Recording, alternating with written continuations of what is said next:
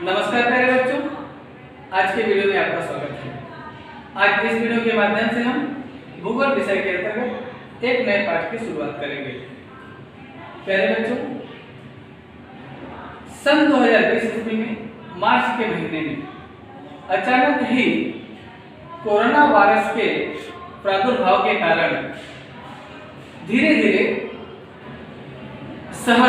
एक शहर से दो शहर से चार शहर, इस प्रकार एक देश से दूसरे देश से विश्व के तमाम देश बंद पड़ गए। बंद पड़ने से तात्पर्य हमारा यह है कि देशों में जो छोटे छोटे कारखाने थे और इसके साथ ही साथ बड़ी बड़ी कंपनियां थी, जो बड़ी बड़ी इंडस्ट्रियां थी, इसके साथ ही साथ मोटर गाड़ी, रेलवे, वायुयान सब के सब बंद हो गए। लोग जहां थे वहीं पे फंस गए। किसी को कुछ समझ में नहीं आ रहा था कि अब क्या करें। जैसे भी हो सके लोगों ने गांव जाने के लिए सोचा और जिसके पास जो सुविधाएं मिली उन सुविधाओं का इस्तेमाल करके लोग गांव जाने लगे। शहर खाली होने लगे, गांव धीरे धीरे भरने लगा। प्यारे बच्चों, मैं इसलिए यह सब बता रहा हूं कि जो हमारा हिंदुस्तान देश है, इस देश के लोगों का, अधिकांश लोगों का जो व्यवसाय है वह कृषि से जुड़ा हुआ है। हमारे देश के 70% से अधिक लोग कृषि कार्य से जुड़े हुए हैं, खेती का कार्य करते हैं, अनाज पैदा करते हैं, उनको बेचते हैं और उन्हीं अनाजों के बेचे हुए पैसे से अपने जरूरत की अन्य चीजें खरीदते हैं। सारा देश बंद, सारी इंडस्ट्री बंद, सारी कंपनियां बंद, लेकिन हमारे देश को चलाने वाले, हमारे देश का भरण पोषण करने वाली जो कृषि है, यह काम चालू था। लोग गांव में चले गए। तो प्यारे बच्चों, यहाँ पर मैं आपसे प्रश्न पूछना चाहूंगा कि कृषि कार्य करने के लिए कौन सी मुख्य चीजें हैं, जरा आप सोचिए। तो मैं आपको बताना चाहूंगा, कृषि कार्य करने के लिए 3 चीजों की बहुत ही आवश्यकता पड़ती है, जिसमें से पहली चीज उपजाऊ भूमि यानी कि मृदा, दूसरी चीज है पानी और तीसरी चीज है सूर्य प्रकाश। इन तीनों चीजों को होना बहुत जरूरी है, तभी कृषि कार्य किया जा सकता है। इन तीनों चीजों में से कोई भी चीज यदि नहीं होती तो कृषि कार्य सुगमता से अच्छी प्रकार नहीं हो पाता है और फसलों में पैदावार अच्छी नहीं हो पाती है। तो चलिए, कृषि कार्य के लिए महत्वपूर्ण 3 चीजें हैं, मृदा, जल और सूर्य प्रकाश। इन तीनों चीजों में से जो पहली चीज है मृदा, इसी से संबंधित हम अपने भूगोल विषय का मृदा नाम पाठ पढ़ते हैं। तो सबसे पहले हम मृदा का क्या अर्थ होता है यह जानेंगे। तो प्यारे बच्चों, भूमि या धरातल की वह ऊपरी परत जिसमें वनस्पतियों और जीव जंतुओं के मृतावशेष पाए जाते हैं और जिसमें फसलें उगती हैं, फूलती हैं और फलती हैं, उसे मृदा कहते हैं। यहाँ पर मैंने बोर्ड पर मृदा की परिभाषा लिखी हुई है, आप यहाँ पे देख लीजिए। धरातल का वह ऊपरी परत जिसमें वनस्पतियों और जीव जंतुओं के मृतावशेष पाए जाते हैं तथा जिसमें वनस्पतियां उगती, फूलती और फलती हैं, उसे मृदा कहते हैं। तो प्यारे बच्चों, अब हम चलते हैं इस मृदा पाठ की शुरुआत कुछ प्रश्नों के माध्यम से करते हैं। यहाँ पर मैंने बोर्ड पर कुछ प्रश्न लिखे हुए हैं, आप लोग देखिए, थोड़ा याद करो। मृदा में पाए जाने वाले विविध घटक कौन से हैं? मृदा यानी वह धरातल की ऊपरी परत जिसमें फसल उगती है, उसमें कौन कौन से घटक पाए जाते हैं? प्यारे बच्चों, मृदा में चट्टानों के चूर्ण, वनस्पतियों के अवशेष जैसे कि जड़ें, पत्तियां, शाखाएं और इसके साथ ही छोटे बड़े जीव जंतुओं के मरने से उनके शरीर के सड़े गले पदार्थ, ये सारी चीजें मृदा में पाए जाते हैं। इस बात को हम ऐसे कर सकते हैं, मृदा में चट्टानों के चूर्ण, वनस्पतियों और जीव जंतुओं के अवशेष आदि घटक पाए जाते हैं। दूसरा प्रश्न, मृदा की निर्मित के लिए जैविक घटक कहाँ से आते हैं? इसका उत्तर होगा, मृदा के निर्मित के लिए जैविक घटक उस स्थान विशेष पर पाए जाने वाले परिसर से ही प्राप्त होते हैं या आते हैं। आगे हम चलते हैं, मृदा में पाए जाने वाले विविधता किन घटकों पर आधारित होती है? इस प्रश्न को जानेंगे हम। हमारे देश की अलग अलग स्थानों की जो मृदा है वह अलग अलग प्रकार की है। यह मृदा का अलग अलग प्रकार अलग अलग स्थानों पर पाए जाने वाले अलग अलग प्रकार के चट्टानों के कारण तथा अलग अलग स्थानों पर होने वाली कम या अधिक वर्षा के कारण पाए जाते हैं। अब हम चलते हैं आगे, इस पाठ के अंतर्गत देखते हैं कि मृदा के निर्मित में कौन कौन से घटक सहायक होते हैं। इसका मतलब यह है कि मृदा के बनने में कौन कौन से घटक, कौन कौन से चीजें सहायक होती हैं जिससे मृदा की निर्मित होती है। तो यहाँ पे लिखा गया है, मूल चट्टान, प्रादेशिक जलवायु, जैविक घटक, समयावधि। ये मुख्य 4 घटक हैं जो कि मृदा के निर्मित में या मृदा के बनने में सहायक होते हैं। अब हम इन चारों घटकों की एक एक करके विस्तार से जानकारी प्राप्त करते हैं। तो सबसे पहले हम मूल चट्टान के बारे में जानेंगे। प्यारे बच्चों, जो हमारे धरती की ऊपरी परत है वह सभी जगहों पर एक जैसी नहीं है। बहुत स्थानों पर बड़ी बड़ी चट्टानें पाई जाती हैं। ये चट्टानें जब टूटती फूटती हैं तो इनके बारीक बारीक या छोटे छोटे चूर्ण बनते हैं। यह चूर्ण आगे चलकर मृदा का रूप धारण करते हैं। इस बात को हम ऐसे भी कह सकते हैं, चट्टानों के अपरदन से चट्टानों के चूर्ण बनते हैं और इन चट्टानों के चूर्ण में वनस्पतियों के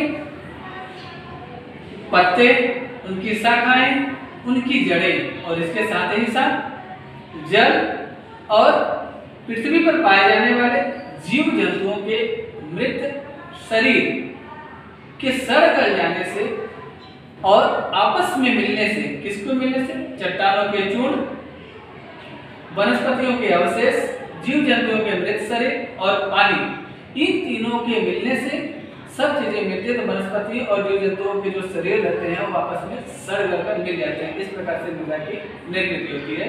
इस प्रकार से मृदा के निर्मित में प्रमुख जो घटक है वह चट्टान है। अलग अलग स्थानों पर अलग अलग प्रकार की चट्टानें पाई जाती हैं, इसलिए अलग अलग स्थानों पर अलग अलग प्रकार की मृदा भी पाई जाती है। अब हम आगे चलते हैं।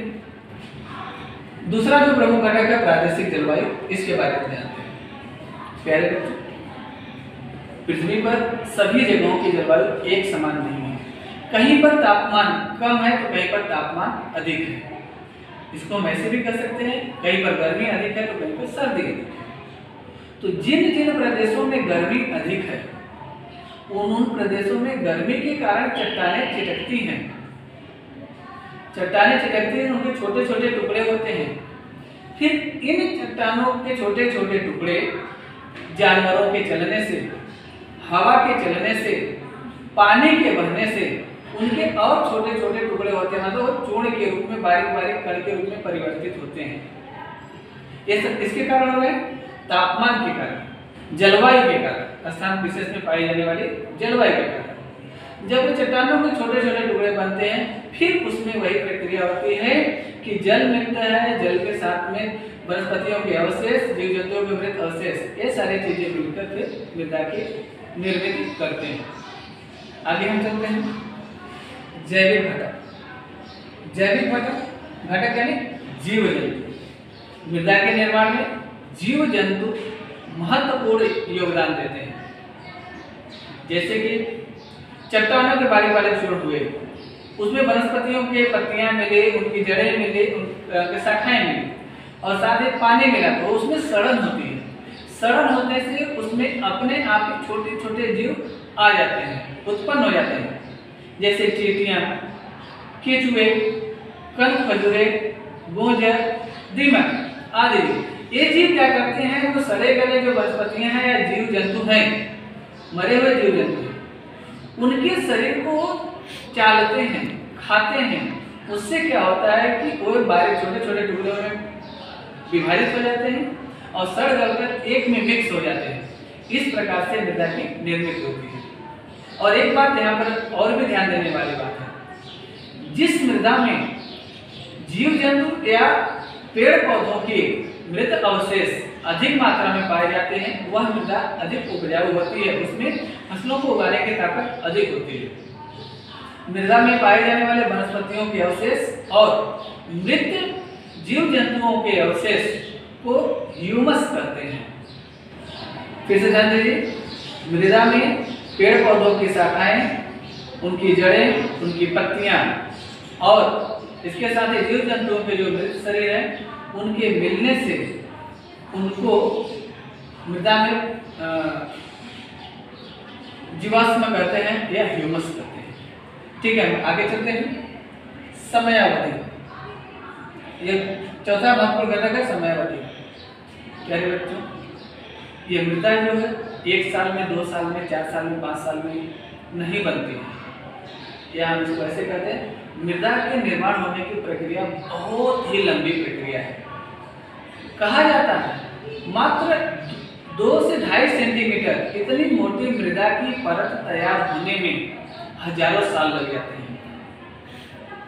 इस प्रकार मृदा हमारे लिए, किसानों के लिए, खेती करने वाले लोगों के लिए अमूल्य धरोहर है, अमूल्य संपत्ति है, जिसका कोई मूल्य नहीं है। मृदा के निर्मित होने की प्रक्रिया बहुत ही लंबी है। इस प्रकार हमेशा हमारी सरकार ये कहती है कि जो खेती करने वाले किसान हैं वो अपने खेत को खाली न छोड़े, उसमें फसलें बोए रहें, ताकि जब हवा चलती है या जब बरसात होती है, पानी भरते हैं, तो खेत की जो मृदा है उसका कटाव न हो। मतलब जो मृदा है, उपजाऊ भूमि है, वह मिट्टी और वहाँ की मिट्टी पानी और हवा के द्वारा, पानी के द्वारा बहकर या हवा के द्वारा उड़कर दूसरी जगह पर न जाए। तो आगे हम चलते हैं। इस पाठ के अंतर्गत एक महत्वपूर्ण बात आगे हमें जानने को मिलती है कि क्या मृदा और मिट्टी दोनों एक ही चीजें हैं। फिर से प्रश्न आपसे, क्या मृदा और मिट्टी दोनों एक ही चीजें हैं? नहीं, मृदा अलग है और मिट्टी अलग है। भूमि की वह ऊपरी परत जिसमें जिसको किसान निराता है, बोता है, जोतता है, उसमें फसलें डालता है, अनाज बोता है और अंकुरित होकर उसमें फसलें तैयार होती हैं, वह धरातल की ऊपरी परत मृदा कहलाती है। इसके साथ ही साथ उसी किसान के खेत से अगर 1.5 से 2 फीट नीचे हम खोद कर वहां से जो पदार्थ हम निकालते हैं वह मृदा नहीं होती है, बल्कि वह मिट्टी होती है। इस बात को हम ऐसे भी कह सकते हैं, किसान फसलों को उगाने के लिए जिस पदार्थ का या जिस चीज का उपयोग करता है वह मृदा, और कुम्हार मिट्टी बनाने के लिए जिस पदार्थ का या जिसका उपयोग करता है वह मिट्टी है। यहाँ पर मैंने इस बात को लिखा है, देख लीजिए। मृदा अर्थात मिट्टी, मृदा अर्थात मिट्टी, इसका मतलब है मृदा ही मिट्टी है, ऐसा नहीं है। कटे हुए चट्टानों के चूर्ण, अधूरे या पूरी तरह से सड़े हुए जैविक पदार्थ, जैविक पदार्थ मतलब जीव जंतु वनस्पतियों के अवशेष एवं असंख्य सूक्ष्म जीव मृदा में पाए जाते हैं। सूक्ष्म जीव का मतलब है जो चींटियां हैं, दीमक है, गोजर है, ये छोटे छोटे जीव हैं, ये मृदा में पाए जाते हैं। मृदा में जैविक एवं अजैविक घटकों के बीच सतत अंतरक्रिया चलती रहती है। जैविक मतलब जो जीव होते हैं, जो कंद खजूरे या छोटे छोटे जीव है, चींटी वगैरह। अजैविक मतलब जो अजैविक है, जैसे चट्टानों की चूड़ी में सतत मतलब निरंतर अंतरक्रिया चालू रहती है। वनस्पतियों की वृद्धि के आवश्यक पोषक तत्व उन्हें मृदा से ही प्राप्त होते हैं। वनस्पतियों के बढ़ने के लिए जो आवश्यक पोषक तत्व है, चाहे जल हुआ या दूसरे भी चीज़ें हुई, सब मृदा से प्राप्त होते हैं। मृदा एक परिपूर्ण संस्था है। इसके विपरीत मिट्टी यह एक पदार्थ है। मृदा एक परिपूर्ण परिसंस्था है और मिट्टी एक पदार्थ है। हम संक्षेप में कहें तो कुम्हार जो उपयोग में लाता है वह मिट्टी है और किसान जो उपयोग में लाता है वह मृदा है। तो प्यारे बच्चों, चलिए इस पाठ के अंतर्गत एक कृति दी गई है, उस कृति को हम यहाँ पर बोर्ड के माध्यम से समझने का प्रयास करते हैं। करके देखो, यहाँ पे लिखा है करके देखो। यह एक ही साइज के 3 अलग अलग प्रकार के गमले लिए गए हैं।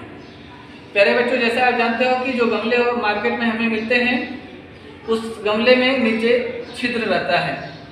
यहाँ पे मैंने छिद्र दिखाया नहीं है, बस ऐसे ही गमले बनाए आपको समझाने के लिए। आप समझने की कोशिश करिए। 3 एक ही साइज के गमले हैं। यह जो पहला गमला है पूरी तरह से खाली है। यह जो गमला है इसमें थोड़ा सा पानी भरा हुआ है और यह जो गमला है इसमें मिट्टी भरी हुई है या मृदा भरी हुई है, मृदा है। तो हमें क्या करना है, 2-4 बीज चने के लेना है। 2-4 बीज इसमें डाल दो, 2-4 बीज इस गमले में डाल दो, 2-4 बीज इस गमले में डाल दो। उसके बाद इस गमले में हर दूसरे दिन थोड़ा थोड़ा पानी डालो और ऐसी प्रक्रिया तीनों गमले में करते रहो। कुछ दिनों के बाद आप देखोगे इस गमले में जो इसमें आपको पानी नहीं डालना है, ये पूरा सूखा रखना है। फिर इसको सूखा रखना है और इसमें बस सूखा रखना है, इसमें थोड़ा सा पानी रखना है और इसमें थोड़े 2-4 दिन के बाद थोड़े थोड़े पानी डालते रहना और इसमें पानी रखना है। कुछ दिनों के बाद आप देखोगे कि जो पहला गमला है सूखा है, इसमें जो बीज है यह अंकुरित नहीं होगा और इस दूसरे गमले में जो बीज है यह अंकुरित होगा और यह भी अंकुरित होगा। और जैसे जैसे समय बीतेगा इस गमले जो इसमें मृदा है, इस गमले का जो गमले में जो बीज है अंकुरण होने के बाद वो बढ़ेगा, उसमें पत्तियां आएंगी और आगे चलकर वह उसमें फूल भी आएंगे, उसमें फल भी आएंगे, अनाज भी आएंगे। लेकिन इस गमले में बस वो अंकुरित होकर फिर इसमें सूख जाएगा वह। इस प्रकार से इस प्रयोग से हमें यह पता चलता है कि वनस्पतियों को विकसित होने के लिए, बड़े होने के लिए और अनाज के पौधों को विकसित बड़े होने के लिए, बड़े बड़े पेड़ पौधों को बड़े होने के लिए मृदा की बहुत ही आवश्यकता पड़ती है। मृदा के बिना पेड़ पौधों की, वनस्पतियों का विकास होना संभव नहीं है।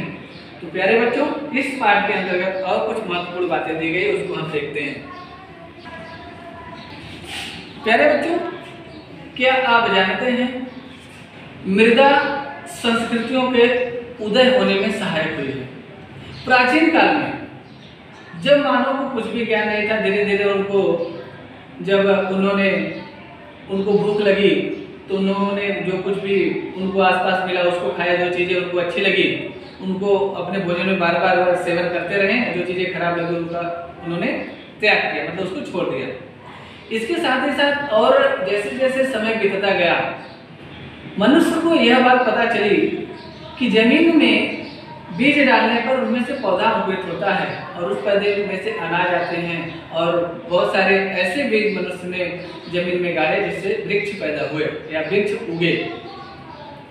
इस प्रकार मनुष्य ने आगे चलकर और यह बात गौर किया कि नदियों के किनारे ही अधिक मात्रा में वनस्पतियां क्यों उगती हैं।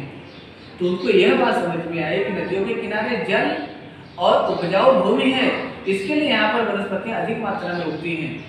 फिर नदियों के किनारे मनुष्य जो खाली जगह थी उस पर उन्होंने खेती करना चालू किया। इस प्रकार प्राचीन काल में जैसे हड़प्पा संस्कृति और मिस्री संस्कृति और भी संस्कृतियों का उदय हुआ। किसके कारण? मृदा के कारण, मृदा की उपलब्धता के कारण प्राप्त हुआ। प्यारे बच्चों, मृदा अच्छी होने पर फसलों की उपज अच्छी होती है। आगे चलकर जिन जिन प्रदेशों में मृदा उपजाऊ मिली, या हम इसको ऐसे कर सकते हैं, जिन जिन प्रदेशों में या जिन जिन स्थानों पर कृषि करने के लिए उपजाऊ भूमि मिली, मनुष्य वहां पर ग्रुप बनाकर रहने लगा, गांव बसते गए और संस्कृतियों का विकास होता गया। और आज के आधुनिक युग में क्या हो रहा है, किसान फसलों की अधिक पैदावार लेने के लिए मृदा में कीटनाशक दवाओं का छिड़काव और रासायनिक उर्वरकों का छिड़काव कर रहा है। इससे क्या हो रहा है, फसल तो अधिक हो रही है, लेकिन जो मृदा की उपजाऊपन है, जो मृदा की ताकत है, जो शक्ति है जिससे कि फसलें उगती हैं, वह धीरे धीरे कम होती जा रही है।